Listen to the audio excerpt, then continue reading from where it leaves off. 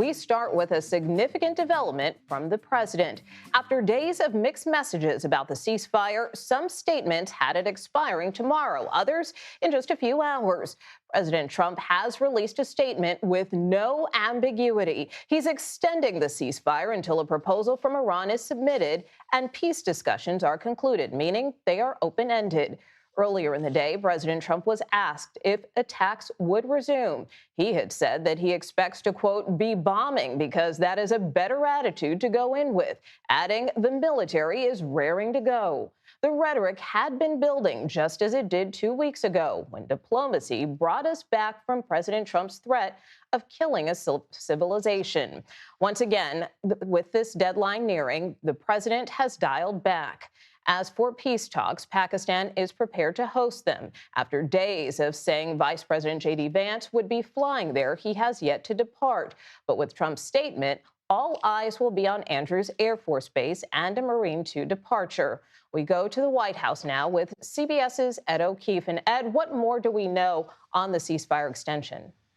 Nicole, he let the world know only just under an hour ago that the ceasefire, in essence, is now open-ended as they wait for some kind of unified response from what he describes as a fractured and disorganized leadership of Iran, saying that this request to extend the ceasefire comes from the Pakistanis. This follows a full day of closed-door meetings. He's just beginning an event with NCAA champion athletes of all sorts of sports, where he may make some reference to this, but otherwise, we have not seen him all day, and it was known that he was meeting with the vice president, the secretary of state, and other top national security officials regarding the situation, and then this statement came. But it's another day, Nicole, of contradictory statements from the president on how exactly this war is going to proceed.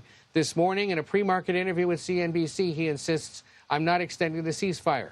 Just after the bell rang at 4 o'clock Eastern time, however, he then announces this open-ended ceasefire. So it's yet another day of confusion, not only for the world, but also for Americans here at home, trying to determine how much longer might this conflict continue.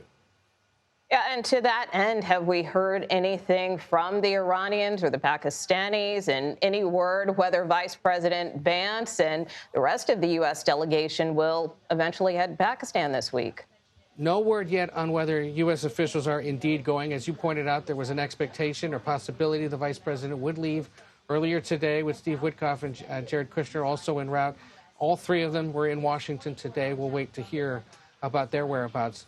Among other people weighing in today was the Iranian foreign minister, calling out two developments. One, the continued blockade of the Strait of Hormuz. The other, the American interdiction of a unflagged, sanctioned vessel in the Indian Ocean.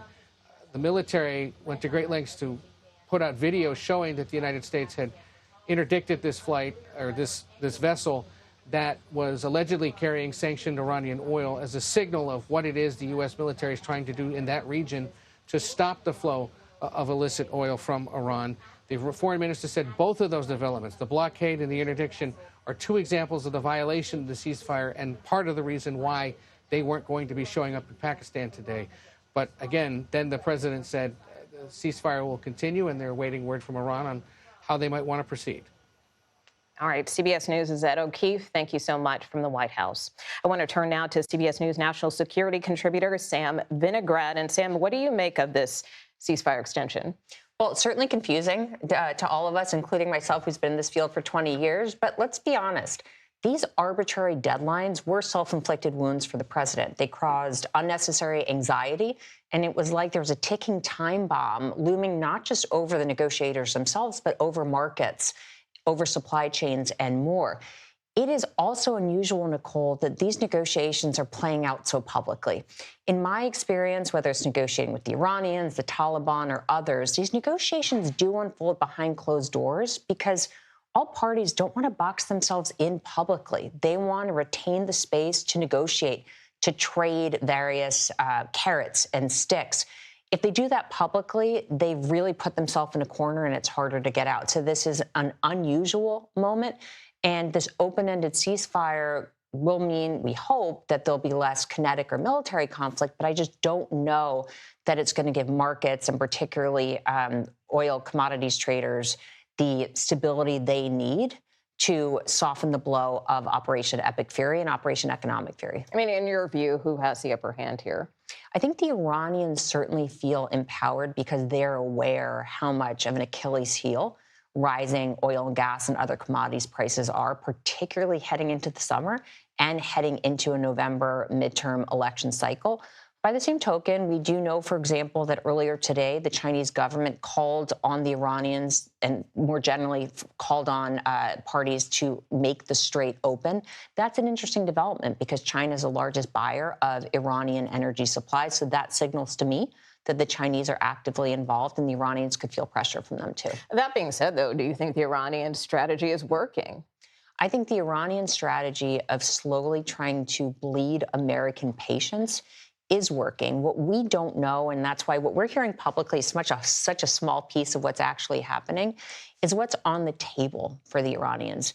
The Iranians could open the Strait of Hormuz and days or weeks later launch a very cheaply made drone and disrupt traffic again. They need to get something that's going to enable them to feel like they don't have to disrupt maritime traffic anymore. That could come in the form of sanctions relief, asset unfreezing, or multiple other financial incentives.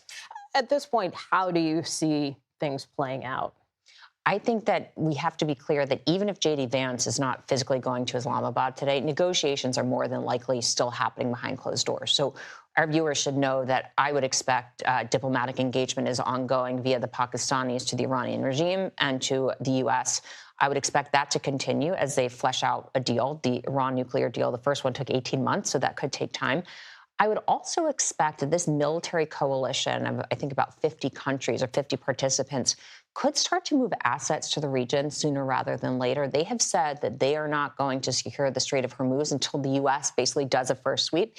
If there's an indefinite ceasefire, they could feel like they have the stability they need to move assets. I would expect that to continue. But removing the blockade is going to be a last resort for the United States. That's Trump's trump card at the moment, so I would expect that to stay in place. Given the president's back and forth on this here, do you think it's possible, he could just call this ceasefire off and just say, we're back to fighting again? I mean, how certain do you think this extension is in this moment? I don't think anything is certain in this moment. I think that President Trump's public rhetoric has been a roller coaster, certainly, and that has caused a lot of unease, both in markets and around the world. And so I don't think the Iranians or the rest of the world are going to feel like this ceasefire extension is durable until there are real confidence-building measures by both sides. So perhaps the U.S. starts to remove certain pieces of the blockade, not the full thing, starts to talk about asset unfreezes or lifting sanctions, and the Iranians similarly start to show a sign of good faith. But I don't think anybody thinks this is real at this point for an indefinite period of time. We're not there yet. We're not there yet. We have a way to go. And it's going to be a bumpy road. It's not a linear path to denuclearizing a country and getting them to stop support for proxies. All right. Sam Vinograd, thanks so much for being here at the table tonight.